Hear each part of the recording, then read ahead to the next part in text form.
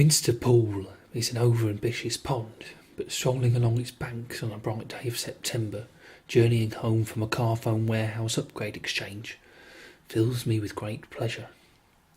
But today I am alarmed to discover that the usually pristine and impeccably clean pavement has been soiled, marked, spoilt by the unwanted treasures of 2 packets of Space Raiders pickled onion crisps and an empty condom wrapper.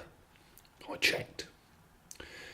Instantly I thought what could have brought such an odd assortment of items together, slap bang in the middle of a path, upsetting my perambulations. Then, having pondered, I could see how an amorous couple, desperate for one another, could do it in this street, in case their desire for each other, their steaming hot passion, was lost forever, evaporating into the air like a fart on a motorbike. But where was the condom itself? And why leave the items here, in the middle of a path, in full public display? Questions. But then an idea burst into life inside my brain that maybe, just maybe, the condom, like the lovers, had split, and thinking on their feet, they decided that the crisp packet would make a suitable prophylactic. But in doing so, had unwittingly given birth to Mash, the Monster Mash, a half-human, half-potato monster, hell-bent on the world's destruction due to its inauspicious beginnings of a quick fumble behind the car park of a closed-down Woolworths.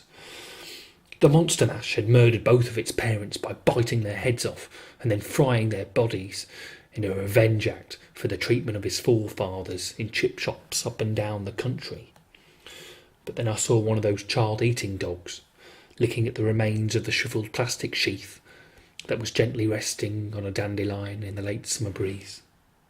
And that's when I knew.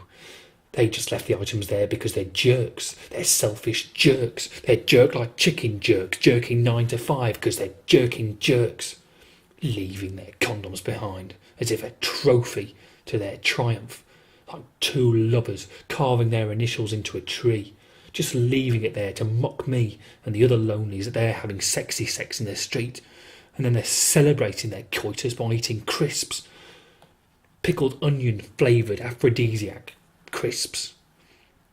Well, I wasn't going to let them have their little victory.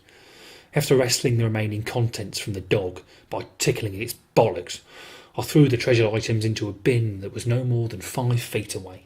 The lazy, selfish jerks. And then I marked my territory by wanking into the bin and running home naked. I win.